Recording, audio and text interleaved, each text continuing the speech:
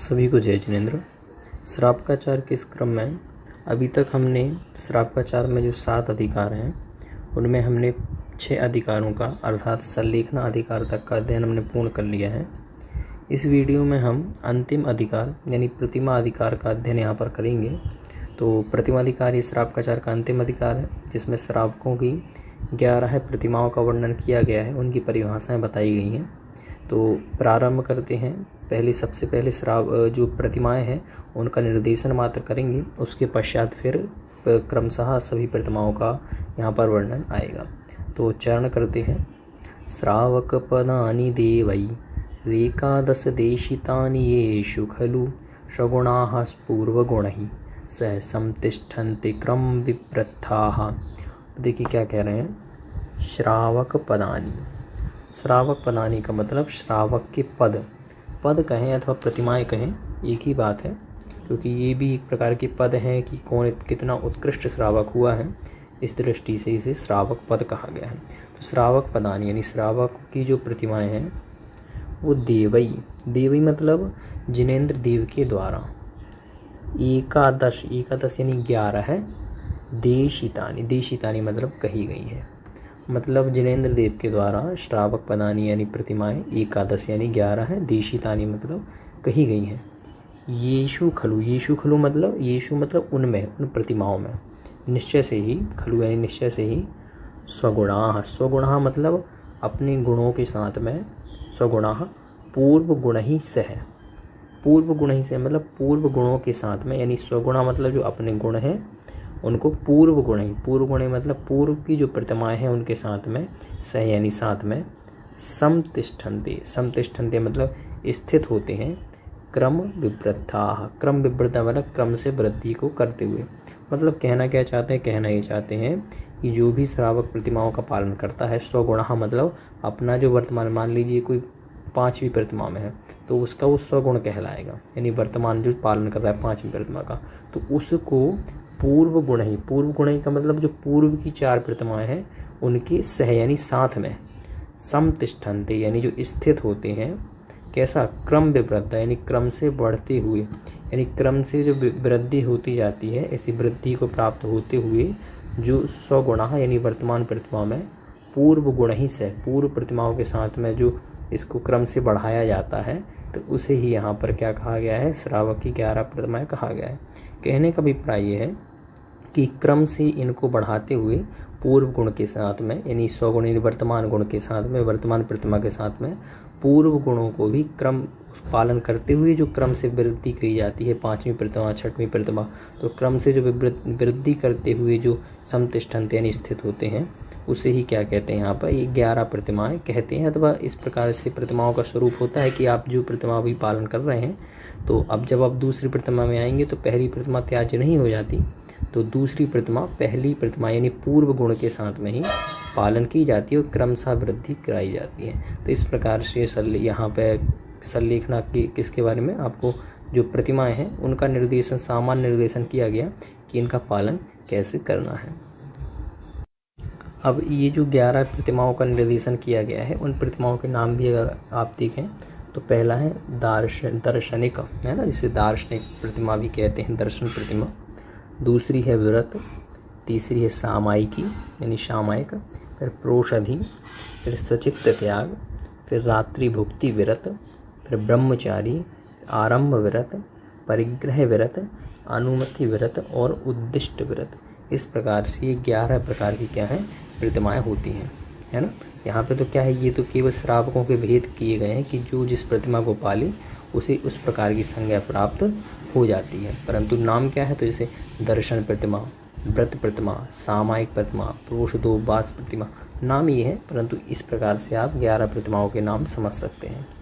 अच्छा, आपको विशेष बात और बता दें कि जैसे श्रावक है, तो श्रावक जो शब्द है, श्रावक उसी को कहते हैं जो जिनेन्द्र मार्ग पर एक अच्छे प्रकार से आचरण के साथ में चलता है।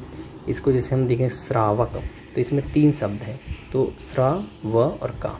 तो श्रा का मतलब होता है जो श्रद्धावान है, वा का मतलब होता है जो विवेकवान हो, और इसके बाद में का मतलब होता है क्रियावान हो, तो उससे श्रावक बनता है। और श्रावक 3 प्रकार के होते हैं। इसमें एक श्रावक होता है जो पाक्षिक होता है। पाक्षिक का मतलब उस श्रावक को कहते हैं जो अष्टमूल गुणों का पालन करे, यानी 5 अणुव्रतों का पालन करे और साथ ही साथ में 3 प्रकार के मध्य मास मधु का त्याग करे। और इसके बाद में जो दूसरा श्रावक होता है उसे कहते हैं नैष्टिक श्रावक। नैष्टिक श्रावक उसे कहते हैं जो प्रतिमाओं का पालन करता है। तो जो पहले से 6 प्रतिमाओं का पालन करेगा, 1 से 6 तक की प्रतिमाओं का, उसे मध्यम श्रावक कहेंगे। जो 7 से 9 प्रतिमा तक का पालन करेगा उसे मध्यम श्रावक कहेंगे, यानी 1 से 6 को जघन्य और 7 से 9 को मध्यम। और जो 10 और 11 प्रतिमा का पालन करता है उस श्रावक को कहते हैं उत्तम श्रावक। तो वो नैष्टिक श्रावक होता है। और तीसरा श्रावक होता है साधक। साधक उसे कहते हैं जो समाधि मरण की ओर प्रवृत्त होता है। तो ये श्रावकों के 3 भेद भी आपको समझना चाहिए, इसे आप याद रखें। अब यहाँ पर बता रहे हैं कि जो 11 प्रतिमाएँ हैं उन प्रतिमाओं में जो सबसे पहली प्रतिमा है उसका नाम है दर्शन प्रतिमा। तो दर्शन प्रतिमा किसे कहते हैं उसे यहाँ पर हम देखें। सम्यग् दर्शन शुद्धः संसार शरीर भोग निर्विण्णः पंचगुरुचरण शरणो दर्शनिकः तत्वपथ ग्रह्य। तो देखिए क्या बता रहे हैं। तो कहते हैं जो दर्शन प्रतिमा का यानी पहली प्रतिमा का पालन करने वाला जीव है वो कैसा होता है, अथवा दर्शन प्रतिमा कैसी होती है, पालन करने वाले का कैसा चरित्र होना चाहिए, तो वो यहाँ पर बता रहे हैं। सम्यक दर्शन शुद्ध, सबसे पहला नियम है कि दर्शन प्रतिमा का कि वह व्यक्ति सम्यक दर्शन से शुद्ध हो, यानी सम्यक दृष्टि हो, तभी वह दर्शन प्रतिमा का पालन करने वाला कहलाएगा। फिर कहते हैं संसार शरीर भोग निर्विण्ण, संसार से, शरीर से और भोग से जो निर्विण्ण, निर्विण्ण का मतलब होता है, निर्विण्ण मतलब जो इससे विरक्त है। ये दूसरी कंडीशन बताई कि सम्यक दर्शन शुद्ध हो, साथ ही साथ में संसार शरीर भोग से विरक्त हो। और कैसा हो, पंच गुरु चरण शरण, यानी पंच गुरु चरण शरणो, यानी जो पंच परमेष्टि जो हैं उनके जो शरण मतलब उनका जो सेवक है, यानी जो उनकी सेवा करने वाला है अथवा उनको मानने वाला है, तो उसे कहते हैं पंच गुरु चरण शरण। तो ये भी क्या है, एक उस दर्शन प्रतिमा पालन करने वाले का ये विशेष नियम है। इसके बाद कहते हैं ऐसा दर्शनिकः, दर्शनिकः मतलब दर्शन प्रतिमा का पालन करने वाला। और कैसा होता है, तत्व पथग्रह, तत्व पथग्रह का मतलब तात्विक जो पथ है उसको ग्रहण करने वाला हो, मतलब सत्य का जो पथ है अथवा जो तत्वों का विशेष जो तत्व हैं जिनका जैसा स्वरूप है, जैसे जीव को जीव रूप जानना, पुद्गल को पुद्गल रूप माना, तत्व पथग्रह तात्विक पथ को ग्रहण करने वाला। तो इस प्रकार से यहाँ पे 4 स्थितियाँ बताई। दर्शनिकः, दर्शनिका मतलब दर्शन प्रतिमा वाला कैसा हो, सम्यक दर्शन से शुद्ध हो, संसार शरीर भोग से निर्विण्ण यानी विरक्त हो, पंच गुरु चरण चरण शरण हो, यानी पंच परमेष्टि को मानने वाला हो, उनका सेवक हो, और तत्व पथ का यानी तात्विक पथ को ग्रहण करने वाला हो। इस प्रकार से दर्शन प्रतिमा पहली प्रतिमा का यहाँ पर स्वरूप बताया गया। इसके पश्चात अगली प्रतिमा जो व्रत प्रतिमा है, दूसरी प्रतिमा, उसका स्वरूप यहाँ पर कहते हैं निरतिक्रमण मनोव्रत पंचकमपि शील सप्तकम चापि धारयति निःशल्यो यो सौव्रतीनां मतो व्रतिका। तो दूसरी प्रतिमा का स्वरूप बताते हुए कह रहे हैं निरअतिक्रमण। निरअतिक्रमण का मतलब होता है निरअतिचार, यानी अतिचार रहित। जो व्यक्ति, जो अभी पूर्व में हमने अतिचार पढ़े हैं, अणु व्रतों के, गुण व्रतों के, शिक्षा व्रत के, तो इनकी हमने सभी के 5-5 अतिचारों को देखा है। तो उन निरअतिक्रमण यानी जो अतिक्रमण से क्या है, निर है, यानी जो अतिचारों से रहित होकर अणुव्रतम, अणुव्रत का मतलब होता है 5 अणुव्रतों को, पंच लिखा हुआ ना, अणुव्रत पंचकम 5 अणुव्रतों को, और शील सप्तकम चापी, और शील सप्तक यानी 7 शीलों को भी जो धारयति यानी धारण करता है, निःशल्य, निःशल्य होकर, निःशल्य का मतलब होता है शल्य से रहित। शल्य उसे कहते हैं कि आपको किसी प्रकार की आगामी भोगों की इच्छा हो, है ना, माया मिथ्यात्व निदान, इस प्रकार से। तो निःशल्य जो शल्य से रहित हो, जिसको आगामी भोगों की इच्छा ना हो, ऐसा यह यानी जो इस प्रकार से करता है, यह निःशल्य, यानी जो निःशल्य। असौ, असौ का मतलब वह, व्रती नाम, व्रती नाम मतलब गणधराधिक देवों की सभा में, मतः, मता मतलब माना जाता है, व्रती का यानी व्रती।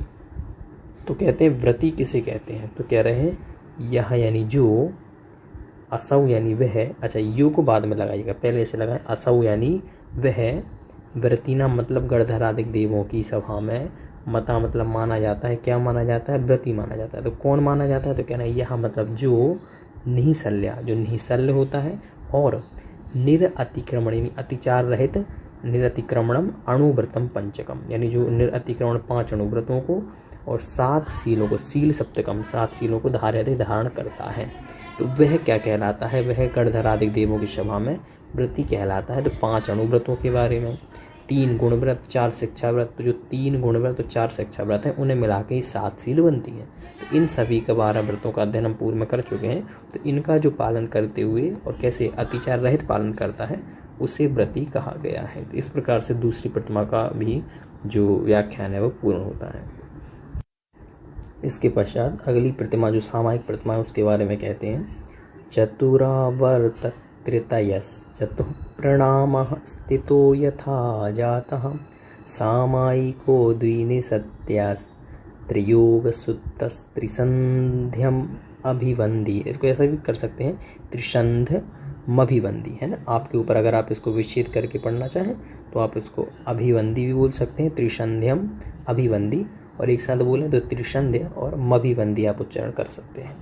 तो अब देखते हैं इसका अर्थ सामायिक प्रतिमा क्या है। तो कह रहे हैं चतुरावर्त, चतुः मतलब 4, आवर्त तृतीया, तो 4 का मतलब यहाँ पे लगाना है चतुर, चतुः का मतलब चारों दिशाओं में, आवर्त तृतीया, आवर्त तृतीया, आवर्त का मतलब प्रदक्षिणा, यानी चारों, चतुः मतलब चारों ही दिशाओं में, आवर्त तृतीया जो 3-3 आवर्त पूर्वक क्या करता है, चतुः प्रणाम 4 बार प्रणाम करता है, यानी चारों दिशाओं में 1-1 बार करेगा, यानी सभी दिशाओं में, चारों दिशाओं में 3-3 आवर्त करेगा और चतुः प्रणाम, और 1-1 बार क्या करेगा, प्रणाम करेगा। ऐसा स्थित मतलब स्थित होकर जो यथाजात है, यथाजात का मतलब होता है अंतरंग और बहिरंग परिग्रह से रहित होता हुआ, जो स्थित यानी खड़े होकर अथवा बैठकर एक स्थान, जो एक स्थान पर खड़े होकर क्या कर रहा है, यथाजाता, स्थिति का मतलब कि स्थित होकर, तो यथाजाता, यथाजात का मतलब अंतरंग बहिरंग परिग्रह से रहित होकर क्या करता है, चतुरावर्त, चतुः मतलब चतु यानी चारों दिशाओं में, आवर्त तृतीया 3 आवर्त, चतुः प्रणाम 4 प्रणाम करता है, उसे सामायिक, हाँ उसे क्या कहते हैं, सामायिकी, है ना, सामायिकी। और कैसा, द्विनिषत्य, द्विनिषद, द्विनिषद का मतलब बैठ करके 2 बार, बैठ करके, द्विनिषद मतलब बैठ करके 2 बार जो क्या करे, द्वि मतलब 2 बार जो क्या करे, नमस्कार करे। त्रियोग शुद्ध, त्रियोग शुद्ध मतलब तीनों योगों से शुद्ध होकर, यानी ऐसा नहीं कि मन में खोट चल रही हो, वचनों में खोट, ऐसा नहीं, तीनों योगों से शुद्ध होकर जो त्रिसंध्यम, तीनों संध्याओं में, अभिवंदी, अभिवंदी मतलब इनको वंदना करता है, उसे सामायिकी, उसे सामायिकी अथवा सामायिक व्रत का पालन करने वाला सामायिकी कहते हैं। तो कहना क्या चाहते हैं, कहना ये चाहते हैं, आप सरल भाषा में इसको समझें तो जो भी श्रावक स्थित होकर, स्थित मतलब एक स्थान पर स्थित होकर, यथाजात मतलब अंतरंग और बहिरंग परिग्रह को छोड़ के जो क्या करे, चारों दिशाओं में क्या करे, 3-3 तो आवर्त करे चारों दिशाओं में, तो चारों दिशाओं में 3-3 आवर्त करेगा, चतुः प्रणाम और 1-1 बार प्रणाम करेगा, उसे क्या कहते हैं, सामायिकी, उसे सामायिकी, सामायिक व्रत को पालन करने वाला कहते हैं। और क्या क्या विशेषता होनी चाहिए, तो कह रहे हैं द्विनिषिद्ध, 2 बार नमस्कार करें बैठ करके, कब, प्रारंभ में और अंत में, ये भी, और त्रियोग शुद्ध, तीनों योगों से शुद्ध हो। त्रिसंध्याम जो तीनों संध्या में, अभिवंदी मतलब नमस्कार, त्रिसंध्या मतलब सुबह, दोपहर और शाम के समय, इस काल में जो अभिवंदी मतलब नमस्कार करता है उसे क्या कहते हैं, उसे सामायिकी कहते हैं। तो इस प्रकार से यहाँ पे सामायिक का बड़ा ही अच्छा और सरल लक्षण बताया गया। इसके पश्चात अगली प्रतिमा जो है प्रोषदोपवास, उस प्रतिमा का भी लक्षण बताते हैं। पर्वदिनेषु चतुर्ष्वपि मासे मासेषु शक्तिमने गुह्य प्रोषद नियम विधायी प्रणधिपरः प्रोषधानशनः।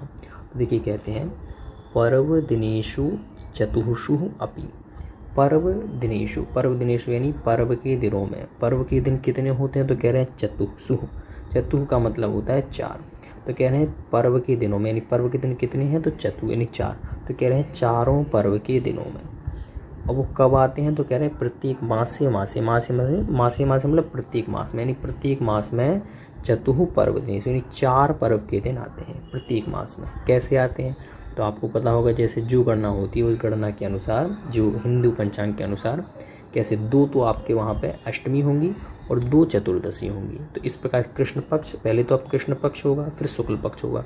कृष्ण पक्ष में 1 अष्टमी होगी, 1 चतुर्दशी होगी, ऐसे शुक्ल पक्ष में 1 अष्टमी और 1 चतुर्दशी। तो इस प्रकार से 2 अष्टमी हो गई, 2 चतुर्दशी, तो टोटल कितना हो गया, 4 हो गया। उसी के लिए कह रहे हैं पर्व दिनेशु चतुर्षु अपि, यानी पर्व के दिनों में। और वो पर्व के दिन कितने हैं, 4। 2 अष्टमी तो चतुर्दशी, तो एक कब आती है, मासे, प्रत्येक मास में आती है।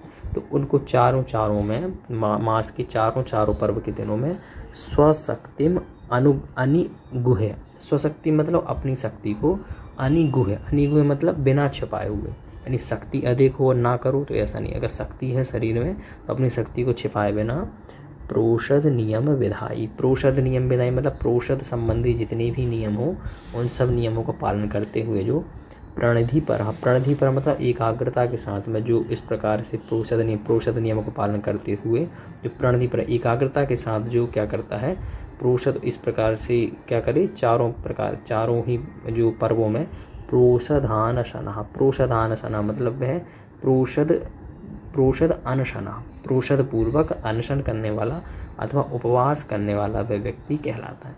तो कहना ये चाहते हैं कि पर्व के दिनों में जो 4 पर्व के दिन आते हैं महीनों में, वो प्रत्येक महीनों में वो स्वशक्तिम अनुग्रह यानी अपनी शक्ति को छुपाए बिना जो प्रोषद नियम विधाई, प्रोषद के नियमों का पालन करता है। प्रोषद के नियम क्या है, वही नियम है कि आपको एक आसन करना है और फिर उसके बाद उपवास और फिर अगली तिथि को एक आसन। तो ऐसा, तो जैसे मान लीजिए अष्टमी को उपवास है तो सप्तमी को एक आसन, नवमी को एक आसन और अष्टमी को उपवास। तो ऐसे ही प्रोषद के नियमों को जो क्या करता है, नियमों का पालन करता है प्रणधि पर मतलब एक एकाग्रता पूर्वक, उसे ही प्रोषदानशनः यानी प्रोषद प्रतिमा का पालन करने वाला कहा जाता है।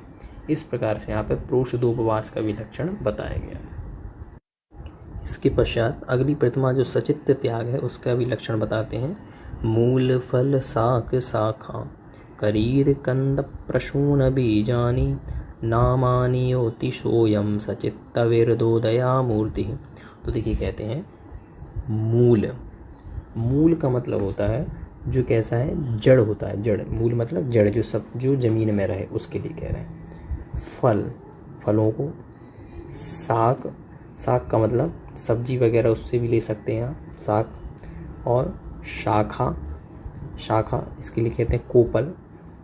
करीर मतलब करीर, बांस की गांठ, कौर, अंकुर, इस सब प्रकार से।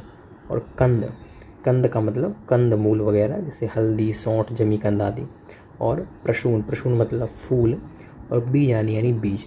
ये जितने भी यहाँ पे संज्ञा प्राप्त हुई इन सभी को जो कैसी हैं, आमानी। जब इसका विच्छेद करेंगे ना अलग निकलेगा और एक निकलेगा आमानी मतलब कच्चे अथवा एक प्रकार से अपक्व अथवा हरे, उनके लिए कह रहे हैं आमानी मतलब कच्चे, हरे, अपक्व ऐसे मूल, फल, साग, शाखा, करीर, कंद, प्रसून और बीज।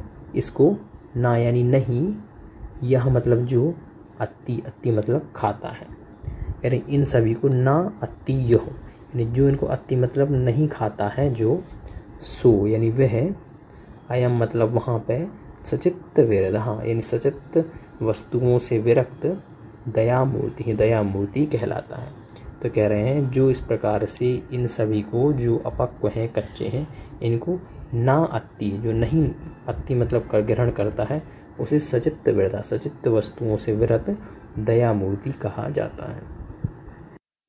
इसके बाद अगली जो प्रतिमा है जिसमें रात्रि भुक्ति का त्याग होता है उसके लिए भी कह रहे हैं अन्नम पानम खाद्यम लेह्यम नास्नाति विभावर्याम सचरात्रि भुक्ति विरता सत्य स्वनुकंपमान मनाः। तो कह रहे हैं अन्नम यानी अन्न का, 4 प्रकार के आहार की बात कर रहे हैं। तो अन्न का, पान का जो पीने योग्य है उनका, खाद्य जो खाने योग्य है, और लेह यानी जो चाटने योग्य है। इन 4 प्रकार के आहार को ना असनाति मतलब जो नहीं असन यानी खाता है अथवा ग्रहण करता है, यह मतलब जो वह, और कब नहीं खाता तो विवाहवर्यम मतलब रात्रि में। कह रहे हैं जो 4 प्रकार के आहार को ना असनाति नहीं ग्रहण करता है विवाहवर्यम यानी रात्रि में, सच मतलब वह व्यक्ति रात्रि भुक्ति विरत, रात्रि भुक्ति से विरत यानी रात्रि भुक्ति विरत प्रतिमा वाला कहलाता है। और वह व्यक्ति और उसकी क्या संज्ञा है, उसको और क्या कहते हैं, तो कह रहे हैं सत्वेषु अनुकंपमान मनाः। सत्वेषु मतलब जीवों पर अथवा प्राणियों पर, अनुकंपमान मनाः यानी दया भाव रखने वाला व्यक्ति कहा जाता है। मतलब कह रहे हैं सत्वेषु अनुकंपमान मनाः यानी सत्वेषु यानी प्राणियों पर जो अनुकंपमान मनाः, जो दया से क्या है, अनुकंप दया से क्या है, दया से चित्त वाला, यानी दया से उसका मन भरा रहता है, यानी उसके मन में बड़ी दया रहती है। इस प्रकार से प्राणियों में जो अनुकंपमान मना यानी दया से सहित व्यक्ति है, वो विवाहवर्या यानी रात्रि में चारों प्रकार के आहार को नाशनाति नहीं ग्रहण करता, उसे ही रात्रि भुक्ति व्रत कहा जाता है। इस प्रकार से रात्रि भुक्ति व्रत प्रतिमा का विलक्षण यहाँ पे बता दिया कि उसे किस प्रकार से चारों प्रकार के आहारों का त्याग करना चाहिए। ये देखिए, अब ये नहीं समझना कि इसका त्याग नहीं है, प्रतिमा वाले का नियम तो पहले से ही है, वो तो वैसे भी नहीं करता है, लेकिन फिर भी प्रतिमाओं की दृष्टि से उसकी और दृढ़ता बढ़ाने के लिए प्रतिमाएं होती हैं। तो ऐसा नहीं, उसके नियम पहले से भी होते हैं, परंतु प्रतिमाओं के कारण उसकी वह धीरे धीरे वृद्धि कराई जाती है। इसके बाद में अगली प्रतिमा जो है ब्रह्मचर्य प्रतिमा, उसका विलक्षण यहाँ पर कहते हैं मल बीजम मल योनिम गलन मलम पूति गंधि बीभत्सम पश्यन्नंगमनंगात् विरमति यो ब्रह्मचारी सह। तो कहते हैं मल बीजम, मल बीजम का मतलब मल का मतलब होता है गंदगी, तो वही कह रहे हैं मल बीजम यानी जो मल से उत्पन्न हुआ है, मल से उत्पन्न हुआ मतलब शुक्र शोणित रूप मल से उत्पन्न जो हुआ है ना, शुक्र शोणित इस प्रकार से वीर आदि से जो उत्पन्न हुआ है उसे कहते हैं मल बीजम। तो ये शरीर की विशेषता बता रहे, शरीर कैसा होता है, तो कह रहे मल बीजम, वो शुक्र शोणित मल से क्या है उत्पन्न हुआ है। मल योनिम, मल की ही वो योनि है, मल की योनि है मतलब मल का ही कारण है, मतलब उससे मल ही उत्पन्न होगा। एक तो स्वयं भी मल से उत्पन्न हुआ और मल की योनि मतलब मल का वो कारण है, तो वो उससे क्या होगा, मल उत्पन्न भी होगा। और गलन मलम, गलन मलम मतलब उससे जो मल है वो गलन यानी झड़ता रहता है, मतलब उससे मल गिरता रहता है, तो वही कह रहे हैं झड़ते हुए मल वाले, अर्थात जिससे मूत्रादि मल झड़ रहा है। तो ये शरीर कैसा है, गलन मलम, इससे मल मूत्रादि झड़ता रहता है। पूति गंधी, पूति गंध का मतलब होता है जिसकी गंध खराब हो, मतलब दुर्गंध, तो वही कह रहे हैं दुर्गंध युक्त भी है। और बीभत्सम, बीभत्सम मतलब कैसा है, ग्लानि युक्त है, बीभत्स है।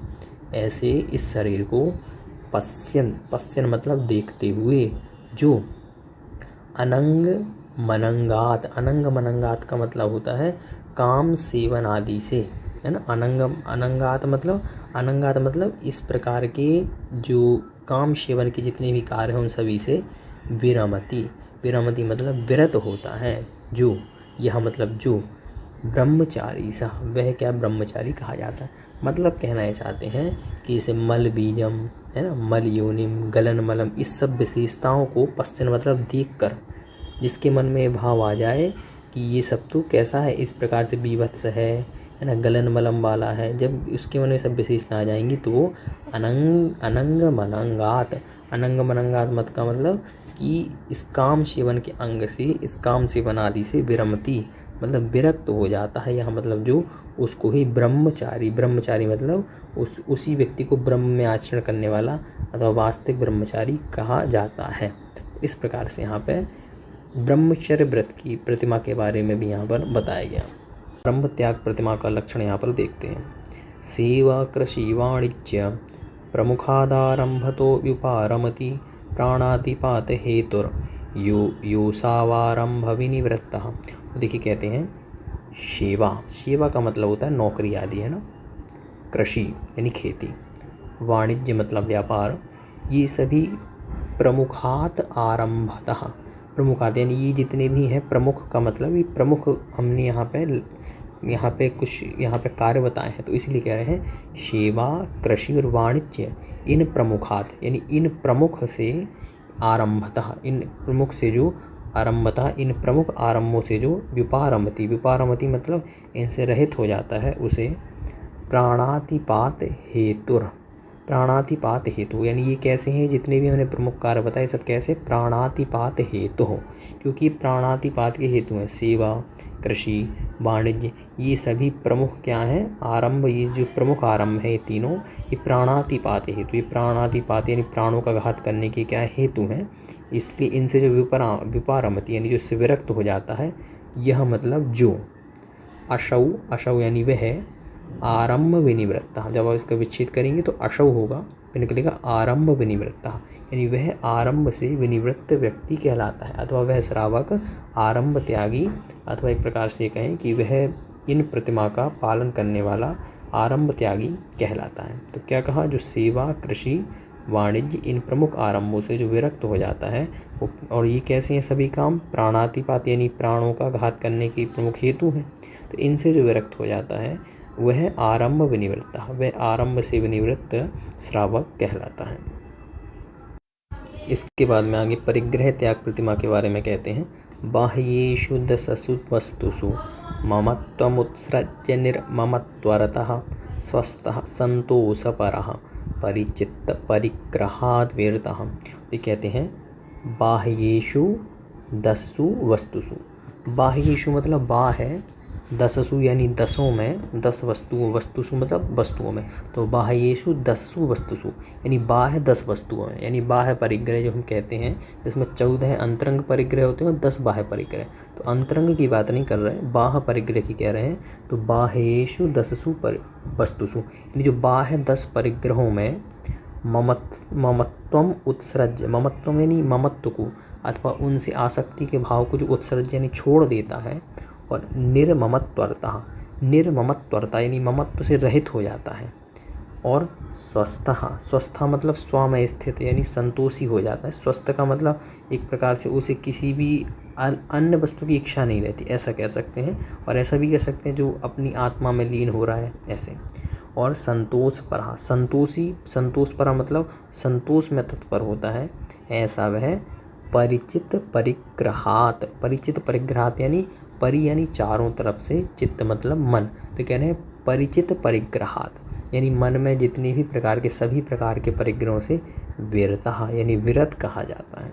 तो कह रहे हैं परिग्रह त्यागी जो प्रतिमाधारी श्रावक है वो बाह्येषु दशसु वस्तुषु यानी बाह्य 10 परिग्रहों में ममत्व को छोड़ करके निर्ममत्वरता, निर्ममत्व हो जाता है, वह स्वस्थ होता है। स्वस्थ मतलब एक प्रकार से कह सकते हैं कि अपने आत्मस्वरूप में लीन होता है, संतोषी होता है, और परिचित परिग्रहाद विरता, उसे क्या कहते हैं? परिग्रह परिग्रहाद विरता, यानी उसे ऐसा भी कह सकते हैं उसे परिग्रह त्यागी प्रतिमाधारी कहते हैं, अथवा ये भी कह सकते हैं समस्त चारों तरफ से जो परिग्रह है चित्त में उन सभी से व्रत कहलाता है। तो ये इस प्रकार से परिग्रह त्याग प्रतिमाधारी का लक्षण कहा गया।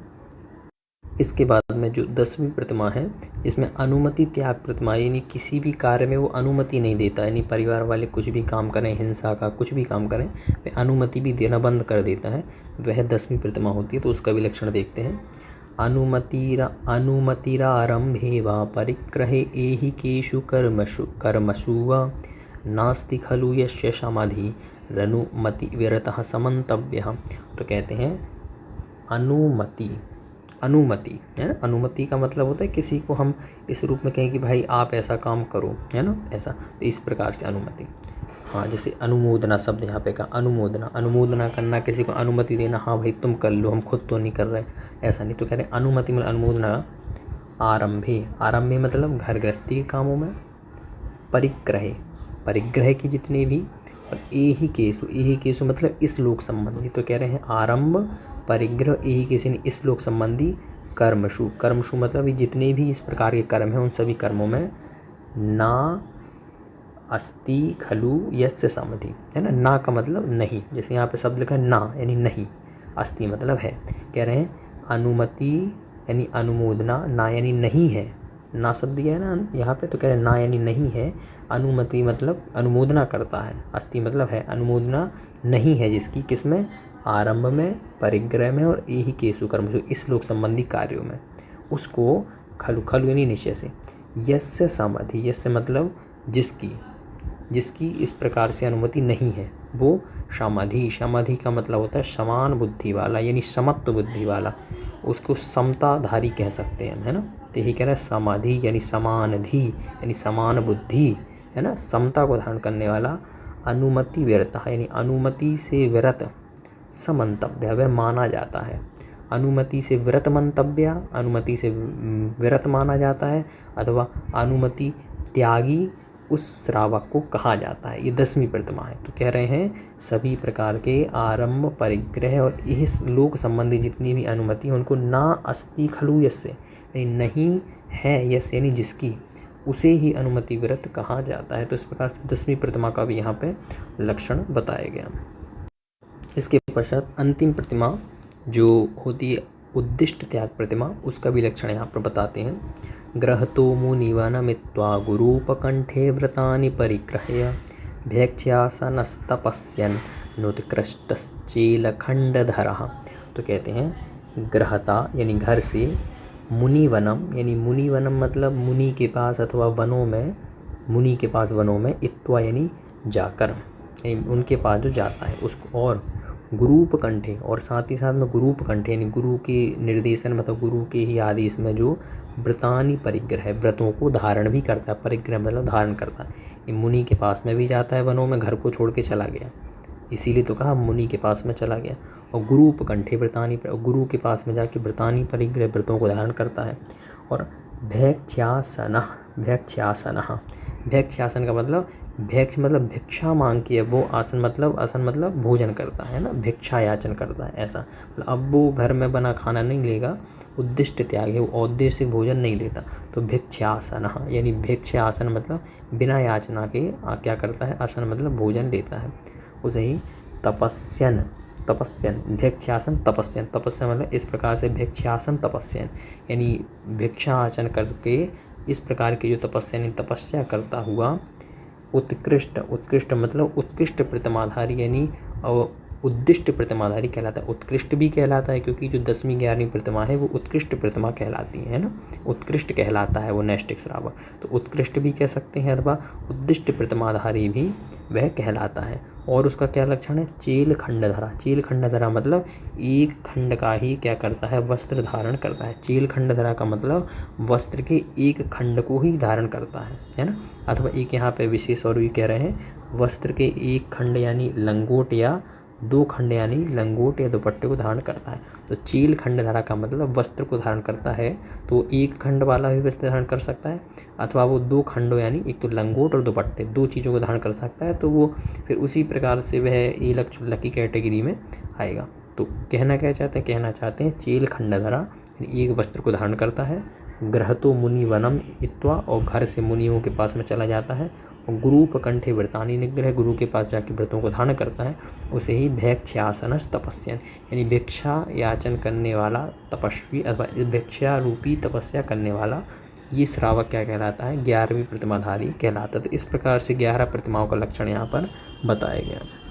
अब इसके पश्चात धर्म और अधर्म की विशेषता यहाँ पर बता रहे हैं। पाप मरातिर्धर्मो बंधुर्जीवस्य चेति निश्चिनवन समयम यदि जानीते श्रेयो ज्ञाता ध्रुवम भवति। देखिए कहते हैं पाप मरातिर धर्मो, पाप पापम जब निश्चित करेंगे तो पापम अराति, अराति का मतलब होता है शत्रु। तो कह रहे हैं पापम अराति यानी पाप शत्रु है, और धर्मो बंधु, धर्म कैसा है, बंधु मतलब मित्र है, जीवस्य, जीवस्य मतलब जीव का। तो कह रहे हैं जीव का पाप तो शत्रु है और धर्म क्या है, बंधु यानी मित्र है। और कहते हैं चायती यानी इस प्रकार से कह रहे हैं इति निश्चयनवन, निश्चयनवन यानी इस प्रकार से निश्चित करके जो संयम यदि जानीते, यदि वो समय को जानता है, समय को जानता है मतलब वह आत्मा को जानता है, आत्मा भी कह सकते हैं, अथवा यहाँ पे क्योंकि वह श्रावक है आत्मा को तो जान नहीं सकता तो इसलिए क्या कह सकते हैं वह आगम को जानता है। तो संयम यदि जानीते, अगर इस प्रकार से वह इस प्रकार से धर्म को जानकर किस प्रकार से निश्चय कर लेता है, पाप को शत्रु और धर्म को मित्र जान के जो ऐसा निश्चय कर लेता है, और यदि वो संयम यदि जानीते, यदि वो समय यानी आगम को जानता है, तो श्रेय ज्ञाता यानी श्रेय ज्ञाता यानी श्रेष्ठ ज्ञाता, ध्रुवम मतलब निश्चय से, भवती मतलब होता है। तो कह रहा है वो श्रेष्ठ ज्ञाता निश्चय से कहलाता है, मतलब निश्चय से वो श्रेष्ठ ज्ञाता कहलाता है अगर वो धर्म और अधर्म में इस प्रकार से निश्चय कर ले, और यदि वो संयम यदि जानीते, अगर वो आगम को शास्त्रों को जानता है पढ़ता है तो एक श्रेष्ठ ज्ञाता अथवा श्रेष्ठ श्रावक कहलाता है। इसके बाद में आगे कहते हैं येन स्वयं वीत कलंक विद्या दृष्टि क्रिया रत्नकरंड भावम नीतस्तमा याति पतिच्छैव सर्वार्थ सिद्धिस्त्रिषु विष्टपेषु, है ना। तो कहते हैं यहाँ पे येन, येन यानी जिसके द्वारा, स्वयं, स्वयं मतलब अपनी आत्मा को, वीत कलंक विद्या, वीत कलंक दृष्टि और वीत कलंक क्रिया को, तीन चीज़ें कह रहा है। वीत कलंक का मतलब निर्दोष, कह रहे येन यानी जिसके द्वारा, स्वयं मतलब अपनी आत्मा को, वीत कलंक यानी वीत कलंक निर्दोष विद्या यानी सम्यक ज्ञान, निर्दोष दृष्टि यानी सम्यक दर्शन और निर्दोष क्रिया यानी निर्दोष चरित्र को, है ना, जो रत्नकरंडा भावम, रत्नकरंडा भाव मतलब रत्नों के पेटी अर्थात पिटारे को जो नीता, नीता मतलब प्राप्त कराता है। तो कह रहा था कराया है, कह रहा है ये यानी जिसने, स्वयं यानी स्वयं की अपनी आत्मा को निर्दोष विद्या, निर्दोष दर्शन और निर्दोष चरित्र को जिसने इस प्रकार के रत्नकरंडा भाव, इस प्रकार के रत्नों के पिटारों को जिसने नीता यानी प्राप्त कराया है अथवा किया है, तस्मा तस् इस प्रकार में कह रहे हैं नीता, तम, तम का मतलब उसको, आयाति, आयाति मतलब प्राप्त होती है, पतिच्छैव, पतिच्छैव का मतलब होता है पति की इच्छा करने वाली के समान, उस प्रकार की स्त्री के समान, सर्वार्थ सिद्धि है यानी पति की इच्छा करने वाली सर्वार्थ सिद्धि। ऐसा लग रहा है कि जैसे सर्वार्थ सिद्धियां जो हैं वो पति की इच्छा कर रही हैं कि मुझे कोई मिल जाए, तो उसी के लिए कह रहे हैं तम यानी उसको, आयाति यानी प्राप्त होती हैं, सर्वार्थ सिद्धि, सभी सिद्धियां उसको प्राप्त होती हैं। और कैसी, पतिच्छैव, पतिच्छैव का मतलब पति की इच्छा करने वाली ऐसी सर्वार्थ सिद्धि, तम यानी उसको, आयत यानी प्राप्त होती है, त्रिषु विष्टपेषु, विष्टपेषु का मतलब तीनों लोकों में। तो कह रहे हैं त्रिषु विष्टपेषु तीनों लोकों में, पतिच्छैव पति की इच्छा करने वाली सर्वार्थ सिद्धि, तम आयाति यानी उसको स्वयं प्राप्त होती है, जो क्या करे, जो स्वयं दर्शन ज्ञान और चारित्र रूपी रत्नकंड भाव है, रत्नों के पिटारों को नीता मतलब प्राप्त करता है अथवा कराया है।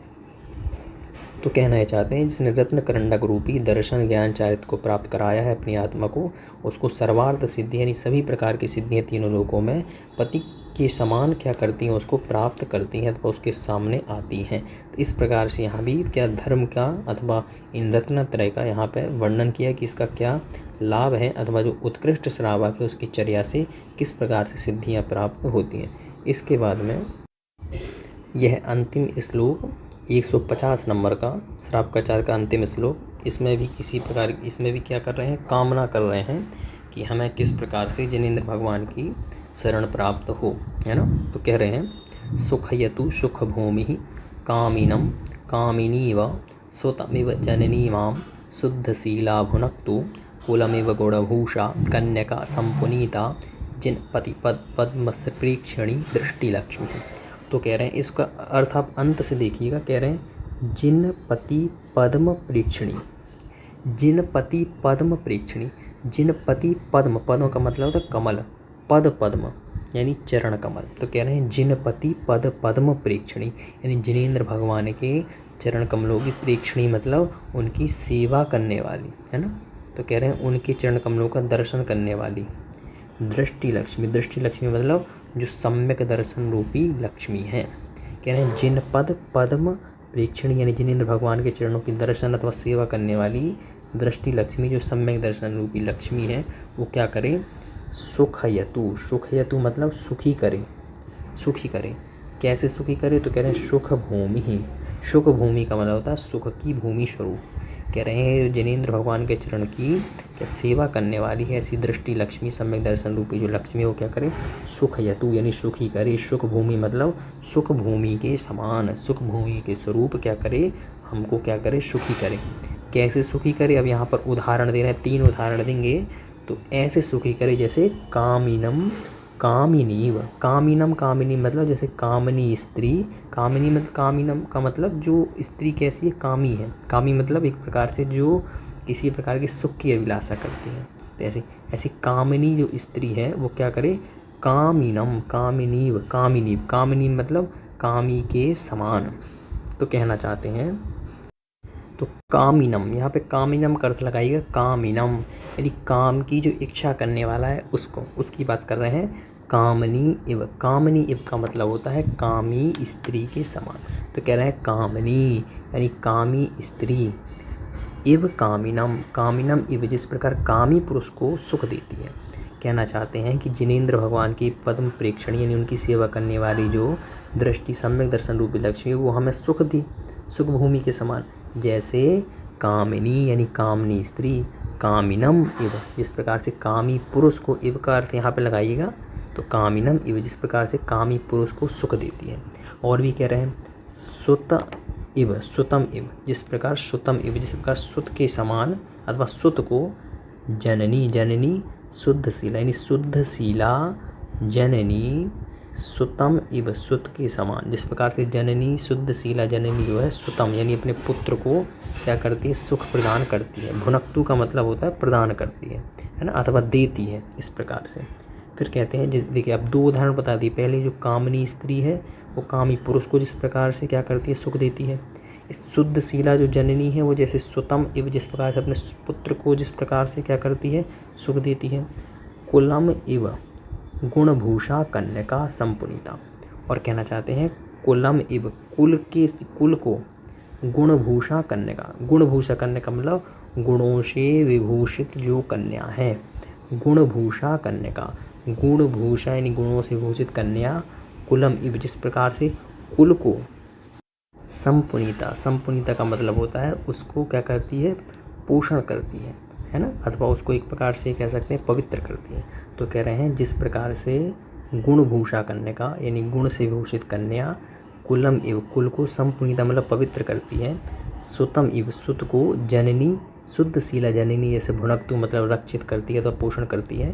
कामनी इव, जैसे कामनी जिस प्रकार से कामिनी यानी कामी पुरुष को सुख करती है, उसी प्रकार से जिनपति पद पद्म प्रेक्षण यानी जिनेंद्र भगवान की चरण की सेवा करने वाली दृष्टि लक्ष्मी यानी सम्यक दर्शन रूपी लक्ष्मी, सुख हेतु सुख भूमि यानी हमको भी सुख हेतु यानी सुख प्रदान करे, सुख भूमि यानी सुख की भूमि स्वरूप।